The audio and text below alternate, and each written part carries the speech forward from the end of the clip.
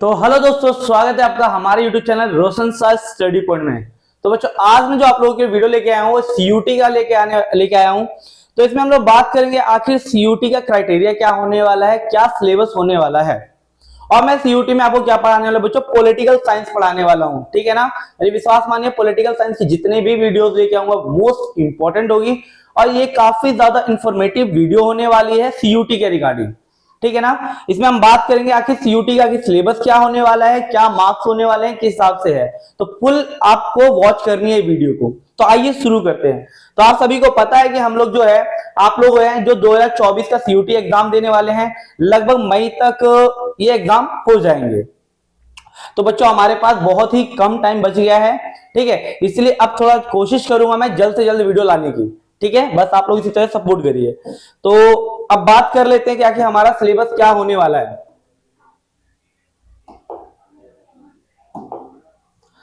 तो बच्चों, अगर सिलेबस की अगर बात की जाए तो आपके जो पुराने वाला जो सिलेबस था, ठीक है, वही पूरा का पूरा सिलेबस आने वाला है। कोई चीज नई नहीं आने वाली, पुराना वाला जो सिलेबस है वही आपका आने वाला है। तो ये आपका सिलेबस रहेगा। आइए बात करते हैं कि आखिर में हमें पढ़ना क्या है, क्या क्या चीजें हमें इनमें पढ़नी है। तो जैसे कि बच्चों, पहला इसके अंदर चैप्टर है जिसका नाम है शीत युद्ध का दौर। शीत युद्ध के दौर के बारे में आप लोगों ने 12th क्लास में नहीं पढ़ा होगा क्योंकि ये चैप्टर नहीं आया था। ठीक है ना, शीत युद्ध के बारे में हम लोग पढ़ेंगे कि आखिर शीत युद्ध था क्या, आप सभी को पता है। या मैं बता देता हूं कि शीत युद्ध का मतलब क्या होता है। एक ऐसी तनावपूर्ण और युद्ध रहित स्थिति जिसमें युद्ध की संभावना हो, ऐसा लगे कि युद्ध होगा लेकिन वास्तविक रूप से युद्ध नहीं होता, उसे हम क्या कहते हैं, शीत युद्ध कहते हैं। ठीक है ना, तो इसमें हम शीत युद्ध में हम लोग पढ़ेंगे कि आखिर शीत युद्ध क्यों छिड़ा था। ठीक है ना, अमेरिका और सोवियत संघ किस प्रकार से एक महाशक्ति बनकर उभरा था और गुटनिरपेक्ष आंदोलन का इसके अंदर क्या योगदान था, नाटो क्या है, वार्सा क्या है, इन सभी चीजों के बारे में हमें किसके अंदर पढ़ना है बच्चों, शीत युद्ध के दौर में पढ़ना है। ठीक है, नेक्स्ट चैप्टर जो हमारे आने वाला है बच्चों, दो ध्रुवीयता का अंत। अब इस चैप्टर में हम लोग बात करेंगे, आप लोगों ने पढ़ भी रखा है, इसमें हम बात करेंगे आखिर सोवियत संघ का जो अंत है वो कैसे हुआ, किस प्रकार इतनी बड़ी महाशक्ति का अंत हो गया। ठीक है, इन सभी चीजों के बारे में हम लोग डिस्कस करेंगे, दो ध्रुवीयता के अंत और किस प्रकार से रूस को उसका उत्तराधिकारी बनाया गया। तीसरा जो आपका चैप्टर होने वाला है बच्चों, समकालीन विश्व में अमेरिकी वर्चस्व, कि आखिर अमेरिका वर्चस्व की शुरुआत कैसे होती है। ये भी आपका चैप्टर नहीं आया था। ठीक है, ये भी आप लोगों के लिए नया होगा। इसमें हम अमेरिकी वर्चस्व के बारे में पढ़ेंगे कि अमेरिका किस प्रकार से एक महाशक्ति है, उसकी क्या सैन्य ताकत है, वैज्ञानिक तरीके से किस प्रकार से बड़ा है।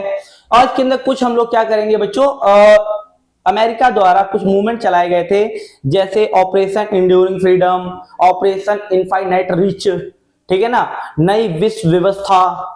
ठीक है, तो इन सब चीजों के बारे में हम लोग बच्चों किसमें बात करने वाले हैं, आपका समकालीन विश्व राजनीति में अमेरिकी वर्चस्व, थर्ड चैप्टर में बात करने वाले। बिल्कुल नया चैप्टर आप लोगों के लिए, लेकिन टेंशन मत लीजिएगा, मैं पूरा जिम्मेदारी लेता हूं कि पूरी की पूरी चीजें मैं कराऊंगा। ठीक है, बस आप वीडियो के साथ बने रहिएगा। तीसरा चौथा चैप्टर होता है बच्चों, सत्ता के वैकल्पिक केंद्र। आप लोगों ने पढ़ भी लिया होगा, सत्ता के वैकल्पिक केंद्र में हमने क्या पढ़ा था, आसियान के बारे में पढ़ा, दक्षेस के बारे में पढ़ा, ठीक है ना, यूरोपीय संघ के बारे में। तो ये चीजें सत्ता के वैकल्पिक केंद्र में आ जाएंगी। पांचवा जो चैप्टर होने वाला है बच्चों, समकालीन दक्षिणी एशिया।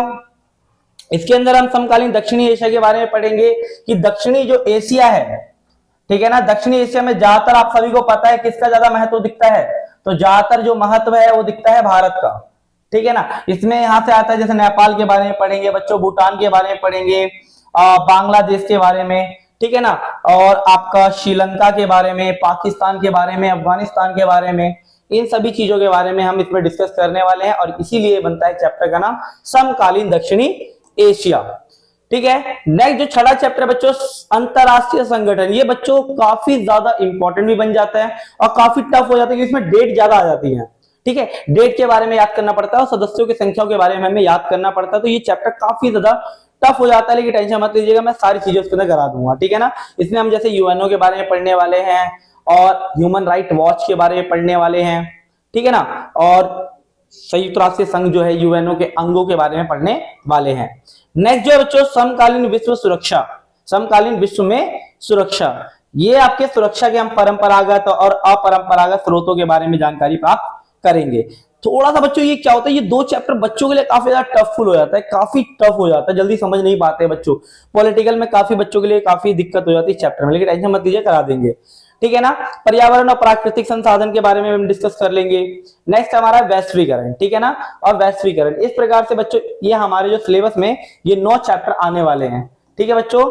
ये फर्स्ट बुक हमारी पूरी की पूरी आने वाली है। जो न्यू अपडेटेड बुक है उसके अंदर ये चैप्टर काट दिए गए हैं, जैसे ये चैप्टर काट दिए गए हैं, ठीक है ना, और आपका थर्ड चैप्टर काट दिया गया है, ठीक है। तो ये चैप्टर आपके क्या कहते हैं पूरी बुक से हटा दिए गए हैं, लेकिन अब ये सीयूटी में आने वाले हैं। नेक्स्ट की बात करते हैं बच्चों। नेक्स्ट अगर बात की जाए कि अब बात करते हैं हमारी सेकंड बुक के बारे में, ठीक है ना। पॉलिटिकल की जो सेकंड बुक है आपको पता है, जिसमें हम लोग क्या करने, इंडियन पॉलिटिकल के बारे में पढ़ने वाले हैं। जिसमें से पहला चैप्टर आपका नाम क्या है, राष्ट्र निर्माण की चुनौतियां। आप लोगों ने पता है, आप लोगों ने पढ़ भी लिया है राष्ट्र निर्माण की चुनौतियां।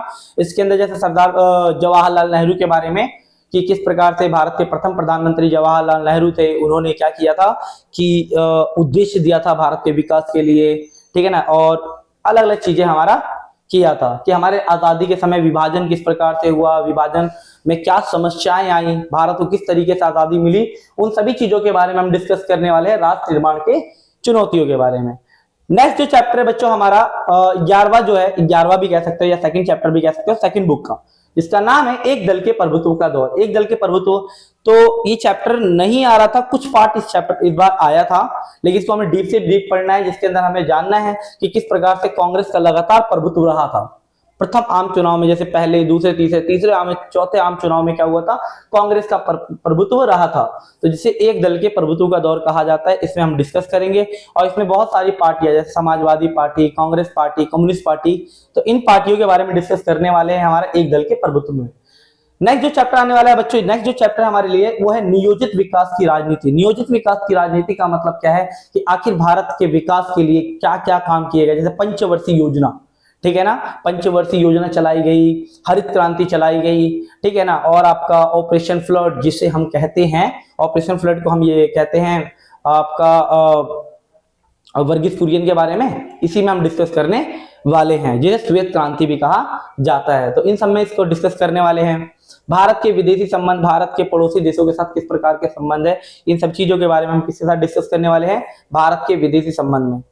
जो आपका बच्चों चौथा चैप्टर होने वाला है या 14वां चैप्टर होने वाला है, इसमें बात करेंगे कांग्रेस प्रणाली के समक्ष कौन कौन सी चुनौतियां आई और किस तरीके से ये पार्टी जो है, यानी कांग्रेस जो पार्टी किस प्रकार से दोबारा पुनर्स्थापित हुई। इन सब चीजों के बारे में हम डिस्कस करने वाले हैं, कांग्रेस प्रणाली की चुनौतियां और पुनर्स्थापना में, ठीक है बच्चों।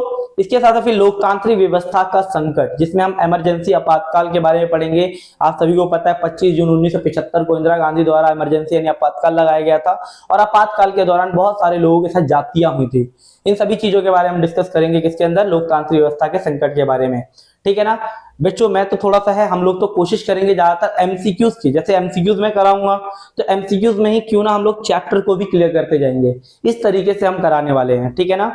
नेक्स्ट जो चैप्टर बच्चों जन आंदोलन का उदय, जन आंदोलन के बारे में पढ़ेंगे। आप लोगों ने ये चैप्टर कटा हुआ था, चैप्टर नहीं आ रहा था, तो इसमें भारत में जन आंदोलन, मतलब भारत में जो जन आंदोलन हो रहे थे उनके बारे में पढ़ेंगे। जैसे सरदार सरोवर बांध के विरोध में लोगों ने आंदोलन किया था, ठीक है ना, चिपको आंदोलन चलाया गया था आंध्र प्रदेश के दुबरघंटा गांव में, ठीक है। तो इन सब चीजों के बारे में डिस्कस करने वाले हैं हम जन आंदोलन के उदय में। नेक्स्ट है, ये आपने नहीं पढ़ा होगा बच्चों चैप्टर, नेक्स्ट है क्षेत्रीय आकांक्षाएं, ठीक है ना, कि भारत के अलग अलग राज्यों की क्या क्या मांगे रही हैं, समय समय पर किन किन मांगों के लिए कौन कौन से आंदोलन चलाए गए हैं। आप लोगों ने इस बार ही पढ़ा होगा पॉलिटिकल में कि जैसे नागालैंड में, जैसे नागालैंड हो गया, नागा लोगों ने आंदोलन किया था, मिजोरम में मिजो लोगों ने आंदोलन किया था, कर्नाटक में भी लोगों ने आंदोलन किया था, जैसे द्रविड़ आंदोलन, असम में जैसे आंसू चलाया गया था, ऑल असम स्टूडेंट यूनियन, इन्होंने भी आंदोलन किया था। तो इन सभी चीजों के बारे में डिस्कस करेंगे क्षेत्रीय आकांक्षाओं में। नेक्स्ट जो बच्चों चैप्टर है हमारा, नेक्स्ट चैप्टर की बात की जाए, नेक्स्ट चैप्टर है भारतीय राजनीति में नए बदलाव, कि आखिर 1989 के बाद भारत की राजनीति में कौन कौन से बदलाव आए, इन सभी चीजों के बारे में किसमें डिस्कस करने वाले हैं हम लोग बच्चों, भारतीय राजनीति में नए बदलाव। विश्वास मानिए आप लोग हमारी वीडियो के साथ जुड़े रहिएगा, ठीक है। जो हम लोग कराएंगे सारे के सारे क्वेश्चन यहीं से ही आएंगे, पॉलिटिकल की तो मैं जिम्मेदारी लेता हूं, ठीक है, इस चीज की चिंता मत कीजिएगा। तो इस तरीके का क्या होने वाला है बच्चों, आप लोगों का सिलेबस होने वाला है।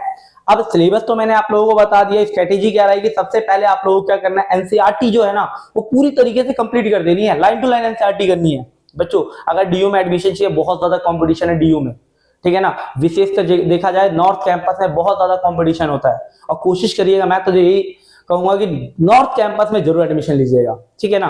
वैसे तो मैं किसी को नहीं बोला कि साउथ कैंपस भी हर कॉलेज ठीक है अपने में, लेकिन कोशिश करिए नॉर्थ कैंपस में एडमिशन लेने के लिए, ठीक है। तो कंपटीशन काफी ज्यादा हाई रहने वाला है, तो जितना आप लोग ज्यादा मेहनत करेगा, मेरे साथ जितना ज्यादा मेहनत करेगा, आपका 110% सिलेक्शन होगा। अब ये तो रहा सिलेबस की बात। अब बात करते हैं कि आखिर पेपर का पैटर्न क्या होने वाला है सीयूटी का, ठीक है। जो पेपर का पैटर्न है वो क्या होने वाला है, इसके बारे में भी डिस्कस कर लेते हैं।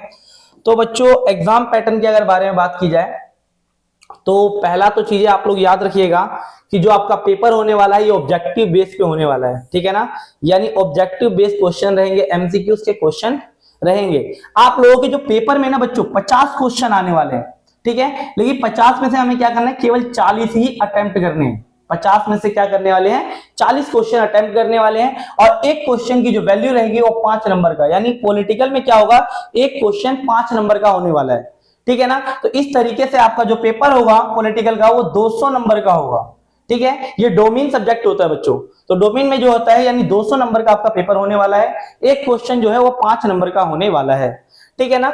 इसके साथ साथ बच्चों नेगेटिव मार्किंग भी है इसके अंदर, -1 क्या है बच्चों, नेगेटिव मार्किंग है। अब -1 कैसे है, वैसे तो अगर बताया जाए तो आपके 6 नंबर कटेंगे। अब बताता हूं 6 नंबर कैसे। जैसे अगर आपने बात करते हैं कि कोई क्वेश्चन आपने अटेम्प्ट किया, ठीक है, तो ये क्वेश्चन आपका क्या रहा, गलत रहा, ठीक है। तो गलत रहा तो यानी इस क्वेश्चन की जो 5 मार्क्स की वैल्यू थी ये तो कट गया, ठीक है, और इसके साथ साथ -1 क्या हो जाएगा, कट जाएगा, यानी आपके 6 नंबर यहां से क्या हो जाएंगे बच्चों, कट जाएंगे। तो याद रखिएगा नेगेटिव मार्किंग इसके अंदर है। इस क्वेश्चन की वैल्यू जो थी 5 नंबर की वो तो यहां कट गई, इसके साथ साथ जो -1 नंबर है वो भी आपका कट जाएगा, ठीक है। एग्जाम का जो पैटर्न होने वाला है बच्चों इजी टू हार्ड रहने वाला है, आपका इजी भी आ सकता है, हार्ड भी आ सकता है, ठीक है ना, दोनों टाइप का एग्जाम हो सकता है इस तरीके से। तो ये आपका क्या रहेगा बच्चों, एग्जाम का पैटर्न रहेगा, ठीक है। इस तरीके से आपका क्या होने वाला है बच्चों, एग्जाम होने वाला है। मैं आपको दोबारा बता रहा हूं बच्चों, पढ़ाई के लिए यानी सीयूटी के एग्जाम करने के लिए आपको बेसिक स्ट्रेटेजी क्या अपनानी है कि सबसे पहले एनसीईआरटी पे ध्यान देना है, एनसीईआरटी सॉल्व करो, एनसीईआरटी को पढ़ डालो पूरी तरीके से।